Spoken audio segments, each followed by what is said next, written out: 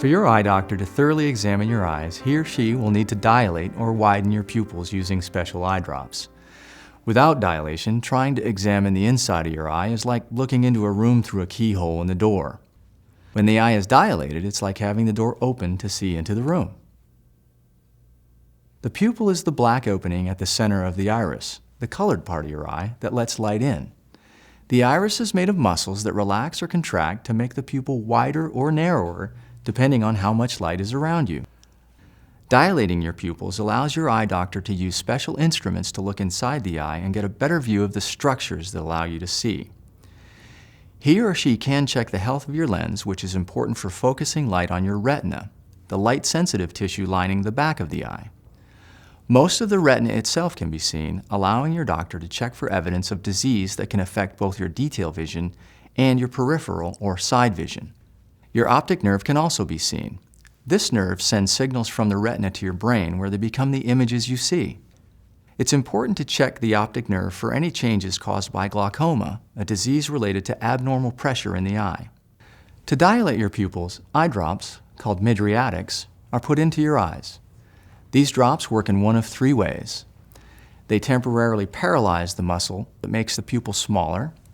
They stimulate the muscle that makes the iris, the colored part of the eye, widen, or they keep the pupil from adjusting naturally to allow focusing, called accommodation.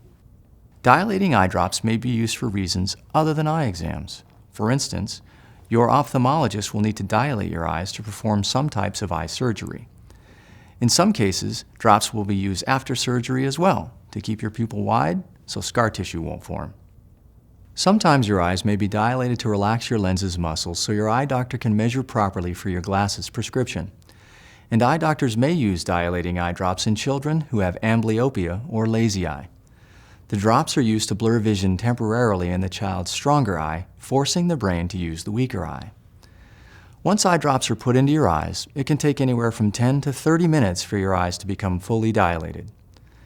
People with light-colored eyes, including blue, green, and hazel, usually dilate faster than people with brown eyes.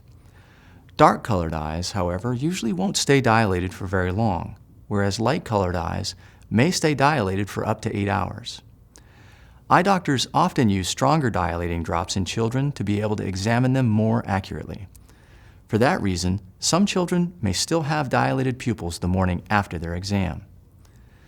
When your pupils are dilated, you will be sensitive to light.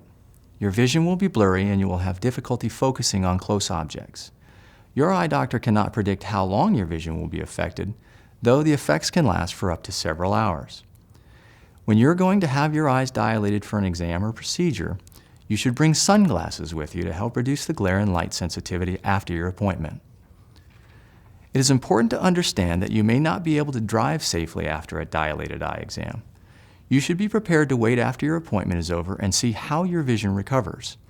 If you feel as if your vision is still too blurry to drive safely, then you should make arrangements to have someone drive you. As with any medication, there are possible risks and side effects associated with dilating eye drops. It is possible you could have an allergic reaction, dizziness, increased blood pressure, and increased sweating. You could also experience changes in your heart rate. In unusual cases, dilating eye drops may cause acute angle closure glaucoma, where eye pressure rises suddenly. This complication is extremely rare and can be treated immediately if it occurs. If you have any questions before or after a dilated eye exam or procedure, be sure to speak with your eye doctor.